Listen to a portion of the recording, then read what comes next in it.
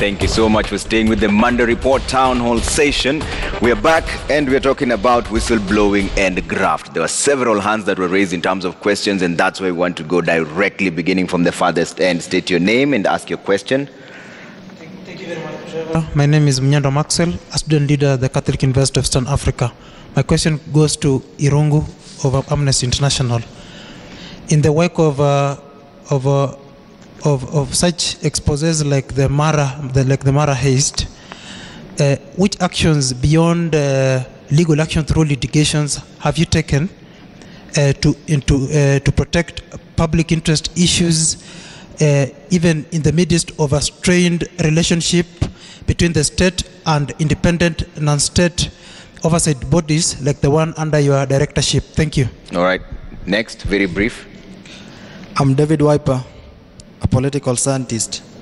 My question goes to the EACC representative. My question is this.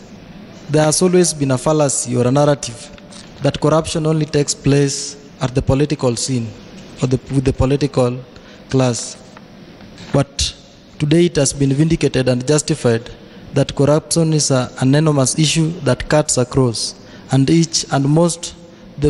majority citizens of this republic are victims, and most of them are also perpetrators of the act of corruption.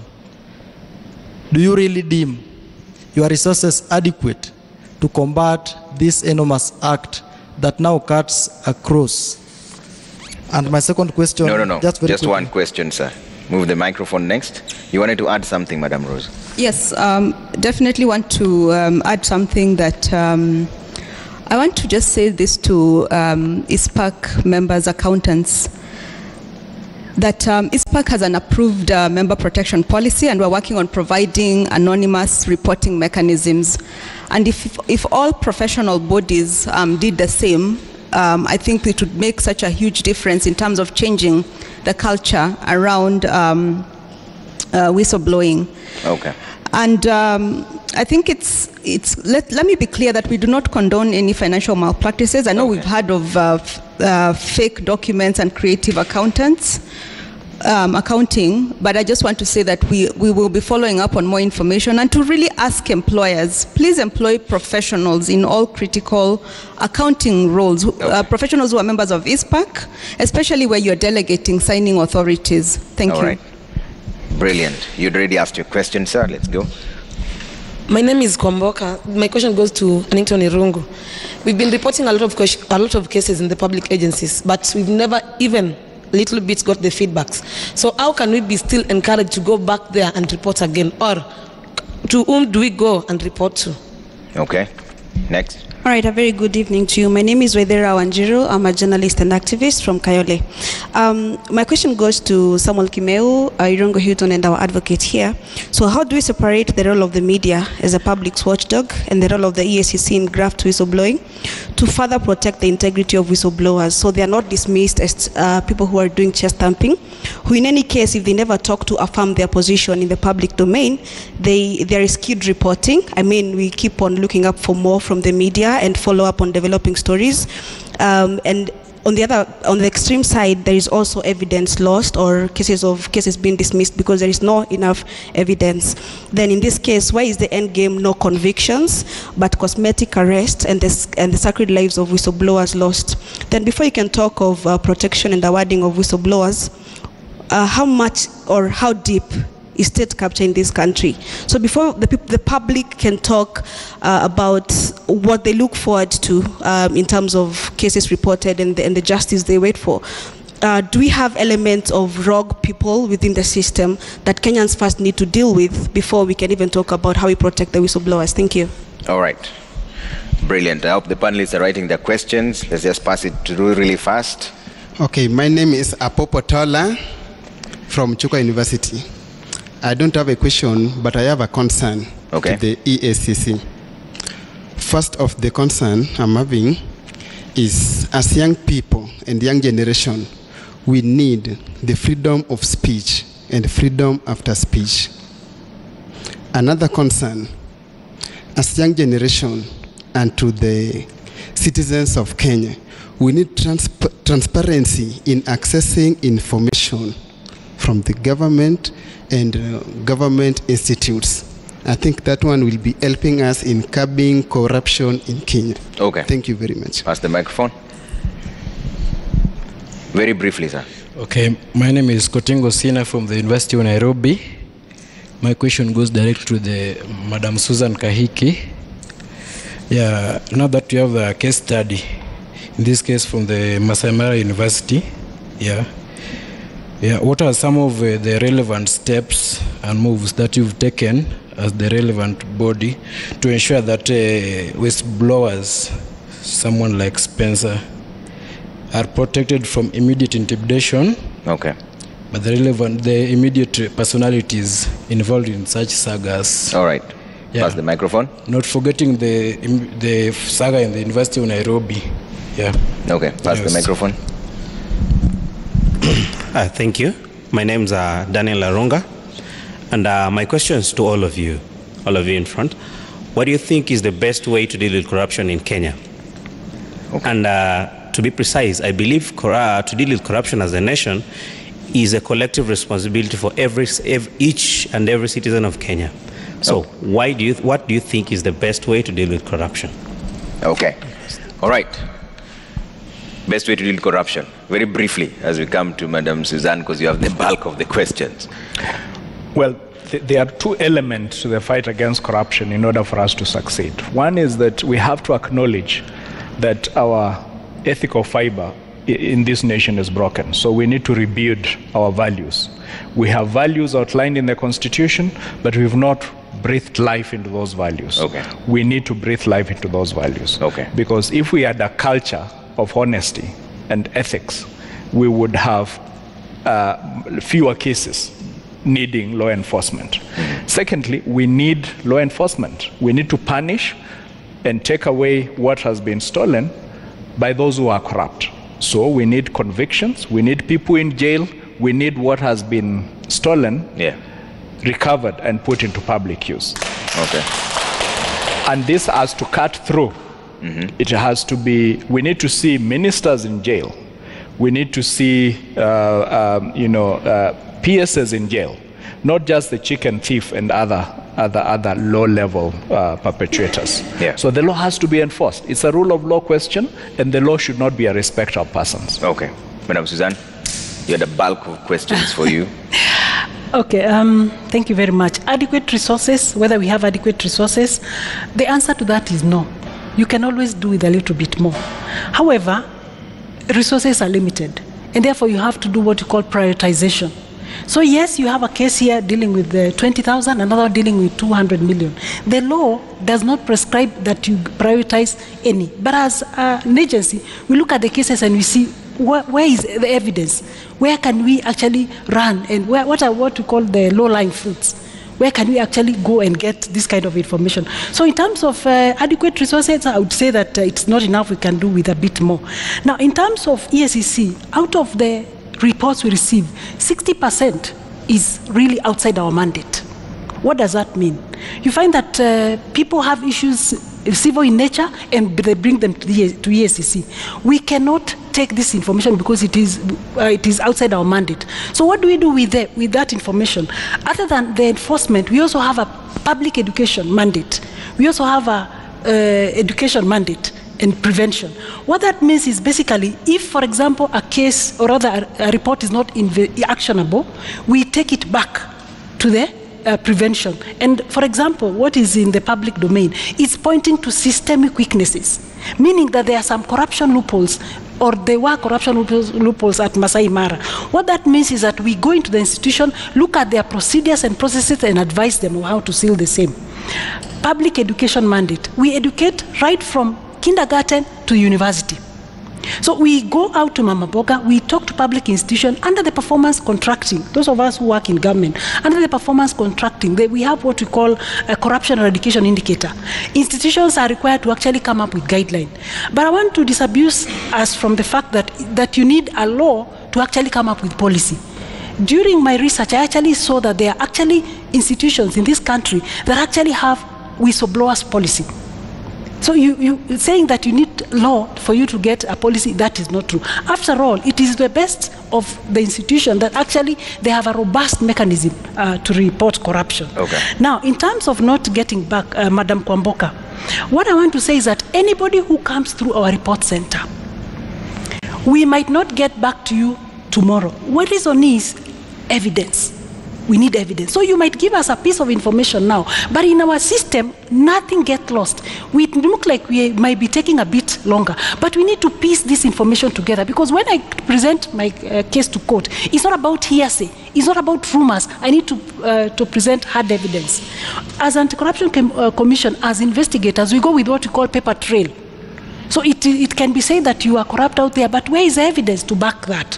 Because of the issues of defamation. So yes, we might be taking a bit long. Nothing is lost. Okay. We want to be really sure as a law enforcement agency. Now, in terms of integrity, we are seeing no convictions. Now, EACC investigates, but we do not have prosecutorial powers. Okay. However, under the multi-agency, we are working with the DPP. So the issue of prosecution is actually the issue which is outside our mandate, but we have a collaborative mechanism. Okay. And let me just also say something here, that we have so many whistleblowers as EACC, but as my colleague here said, it is good, it is better when it is formal, because then we handle it with the confidentiality. Yes, so the issue of conviction, that is nearly a matter which is outside our purview. Yeah. However, even the cases that we have lost, as an institution, we look at it and see what could have been done better. Okay. Okay. Going forward, rogue employees, like any society, we definitely have rogue public officers there. Okay. And what I want to encourage citizens is that report these cases to us. Because yes, you might not see an action being taken then, but that same public officer, tomorrow they'll seek office, or rather they'll seek a position in a public office. Yeah. And when I look through my system and I find that this person, there has been some corruption allegation, that in itself can actually deny them the job, pursuant to Chapter 6. All right. Chuka University, freedom of speech. Yeah. Now, as EACC, we are also on Twitter. We also have Facebook, and our information is protected. I want to emphasize that confidentiality is key. Okay. Very, very key. All right. Now, the issue of Spencer and DCI and witness protection, I want to say that DCI is a competent authority. As law enforcement agency, if this case has been taken to DCI, we are not going to take it up. Okay. Probably we can pursue the asset tracing bit of it. They deal with the criminal element, we deal with the asset tracing. Now, the best way to deal with corruption, now there is no magic bullet. There is no one answer. Okay. Corruption is as diverse and it has as many faces as we are in this room. So we need different strategies to deal with corruption. All right, I'm trying to sneak in as many questions as I can, but Steve, very briefly. I think there's an issue that you raised. Yeah. The war on graft, if it is to be understood in its connotative expanse, requires three approaches: preventive measures, disruptive measures, and punitive measures.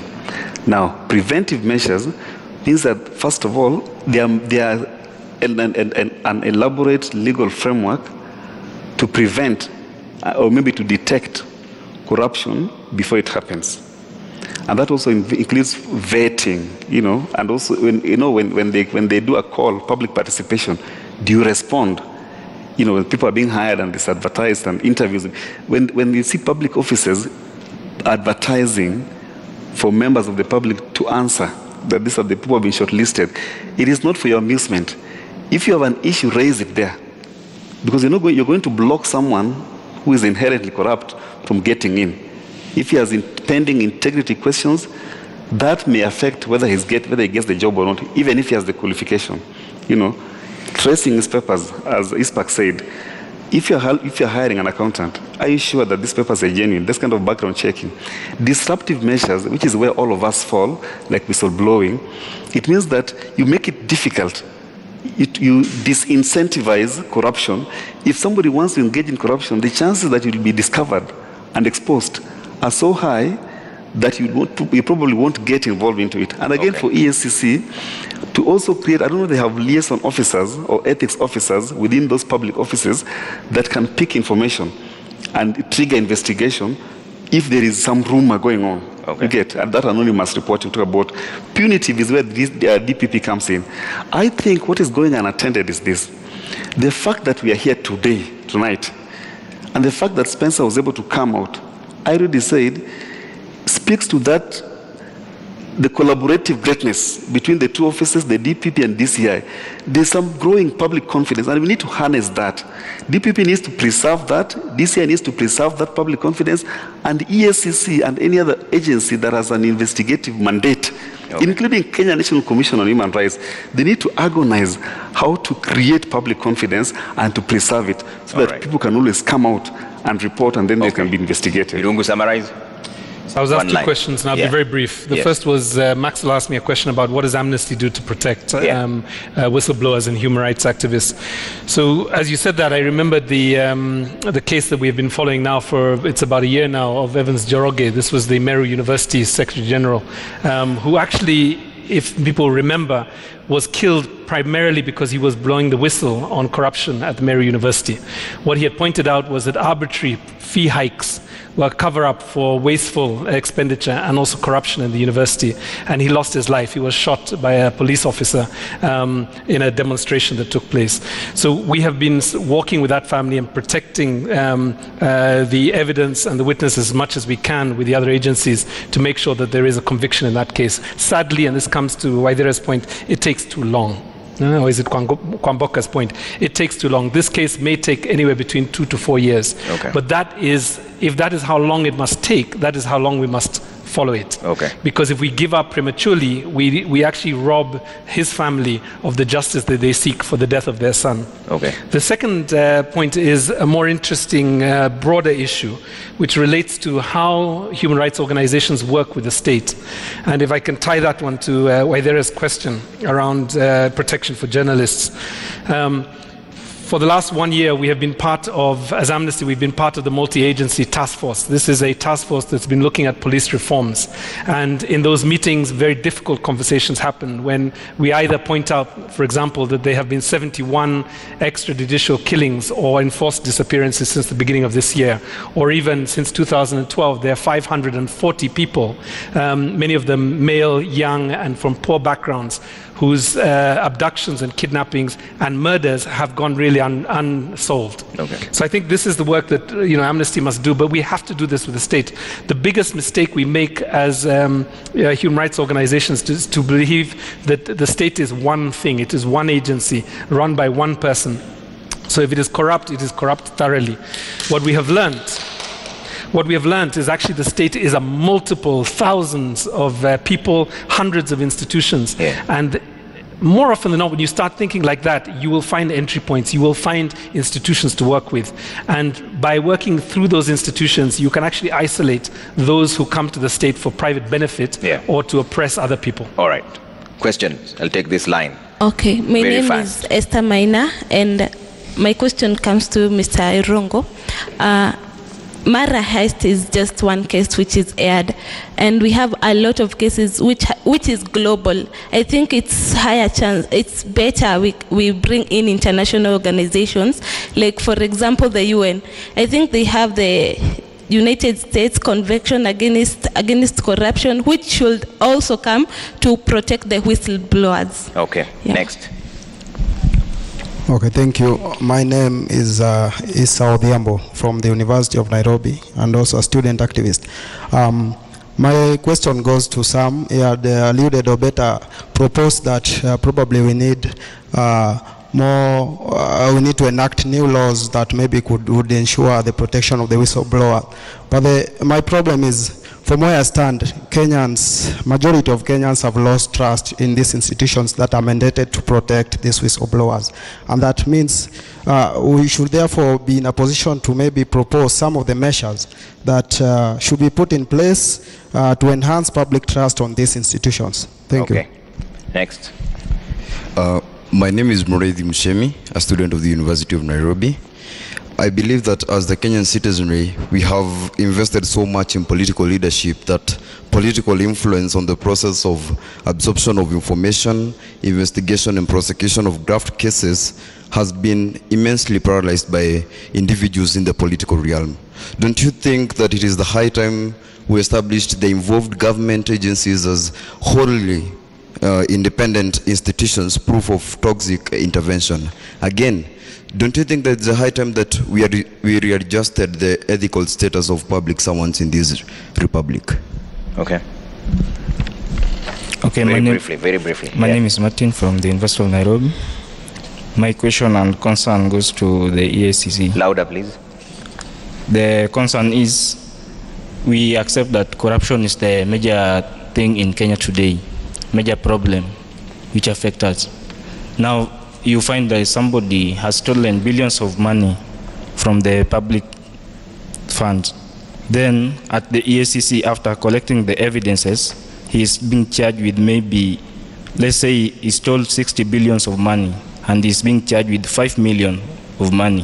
Where are the 55 million of money going to? How will you collect the money? Okay. You had already asked your question, so I'll just pass. Thank you. Very briefly, madam.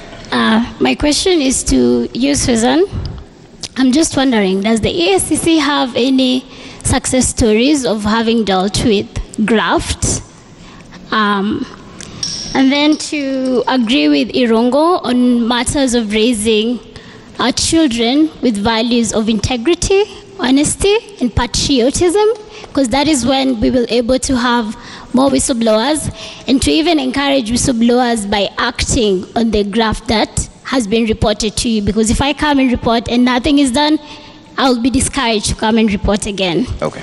And to call upon Kenyans to actually stand in solidarity with Spencer should anything happen to him before the bill is passed in Parliament. Because if it's taken 5 years, we don't know how long it's going to take. So if anything happens to Spencer, Kenyans, it is our duty to stand in solidarity with Spencer and all other whistleblowers. All right. Yeah, question? Very brief. Yeah, my name is Peter Uchanda. I'm a student at the University of Nairobi. My question goes to Madam Susan, EACC. So, in a scenario where a whistleblower has realized that or suspected there is something going on here, or suspect crime or corruption, how do you go about it after reporting? Do you go and investigate, and do you keep this person anonymous? Okay. Thank you. I believe that question she'd already answered it, but yeah, go ahead, very briefly. My name is Faustin Juma. My question to Madam Susan: after the arrest and after the arrest of the corruption culprits, and upon these people being taken to court for prosecution, you people tend to stop making follow-ups on these cases to their conclusion, to bring light to the public on what goes on to the conclusion of these matters. Because, you know, why can't you people make follow-ups on these matters to the end, so that you can bring light to the public? Because, you know, nowadays, inside a corruption case, there is another corruption in the prosecution process in our courts. All right. Madam Suzanne. Okay. Very briefly. Very briefly. Now, Esther talked about a law. It's true that we all are signatories of ANCAC. However, we are required to domesticate that particular piece of legislation. That is what is in the works right now. Protection of whistleblowers. Now, let me say this, that as EACC, we have many whistleblowers. But you will never hear about it because the element of confidentiality. Remember, corruption fights back.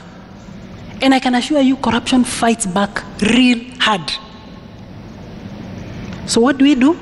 As EACC, we have a working mechanism with the Witness Protection Agency, whereby after our investigation, we figure out that this person actually is going to be from a whistleblower to a witness. We turn them from a whistleblower to a witness.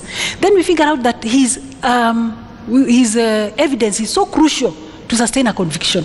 And therefore, we write to Witness Protection Agency that put so-and-so under this program. They have their own mechanism. So in terms of referral mechanisms, we have an arrangement with witness protection. Now, Muredi talked about ethical standards. It's true that as EACC, pursuant to Chapter 6, we are actually custodians of ethics.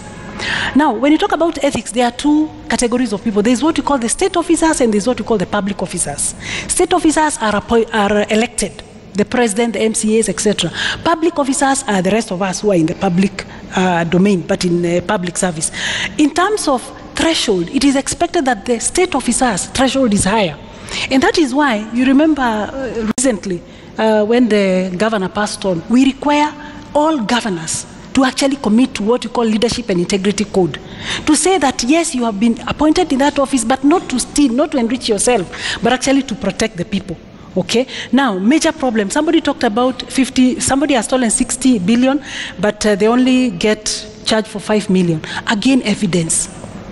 The court does not go with rumors. It is, can you produce checks worth 60 million? If the checks have been destroyed by whatever means, and the only checks you can get is 5 million, so be it. That is a tragedy of our courts. It is paper trail, based on hard evidence. Because remember, for you to prove a corruption offense, it is not a balance of probability, unlike civil cases. It is beyond reasonable doubt. Because you are telling the magistrate or the judge that this person stole, and I have this and this and this, beyond reasonable doubt, which puts the threshold very high, as opposed to civil matters where there is a balance of probability. EACC success stories, yes, we have many, many success stories. If you look at our website, for example, in the last, since 2013, we have recovered 6.5 billion. There is also another role that EACC plays, that of disruptive. For example, you get to information through what you call, we have what you call integrity assurance officers. These are champions in institutions.